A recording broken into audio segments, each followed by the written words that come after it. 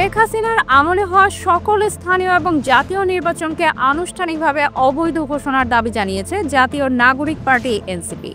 শনিবার রাতে প্রধান উপদেষ্টা মোহাম্মদ ইউনূসের সঙ্গে বৈঠক শেষে রাষ্ট্রীয় অতিথি ভবন যমুনার সামনে সাংবাদিকদের কথা বলেন এনসিপির আহ্বায়ক নাহিদ ইসলাম।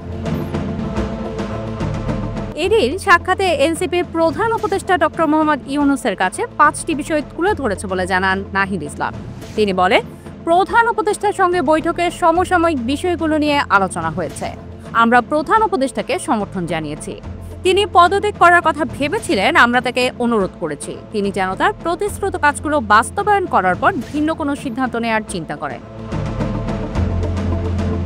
নাহিদ ইসলাম বলেন, আমরা বিচার, জুলাই ঘোষণাপত্র জারি, সংস্কার, গণপরিষদ নির্বাচন এবং আহত ও শহীদ পরিবারগুলোতে পুনর্বাসনের আহ্বান জানিয়েছি। এজন্য আমরা সমন্বিত পরিকল্পনা বা রোডম্যাপ চেয়েছি। তিনি বলেন, শহীদ ও আহতদের পরিবারগুলোকে পুনর্বাসনের প্রক্রিয়া ধীরগতিতে চলছে। তাদেরকে যে সঞ্চয়পত্র এবং ভাতা দেওয়ার প্রতিশ্রুতি ছিল তা এখনও দেওয়া হয়নি।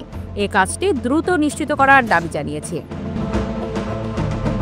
তিনি আরও বলেন, আমরা ফ্যাসিস্ট সরকারের আমলে হওয়া সকল নির্বাচনকে অবৈধ ঘোষণা করার দাবি জানিয়েছি, কারণ এসব নির্বাচন আদালতে এনে বিশৃঙ্খলা সৃষ্টি করা হচ্ছে।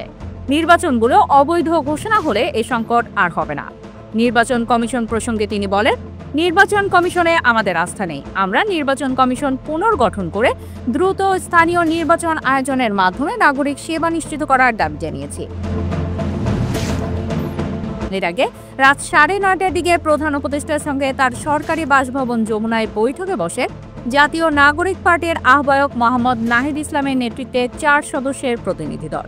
এনসিপির প্রতিনিধি দলে আরও ছিলেন দলটির মুখ্য সংগঠক হাসনাত আবদুল্লাহ, সিনিয়র যুগ্ম আহ্বায়ক আরিফুল ইসলাম আদিব ও সিনিয়র যুগ্ম সদস্য সচিব তাসনিম জারা।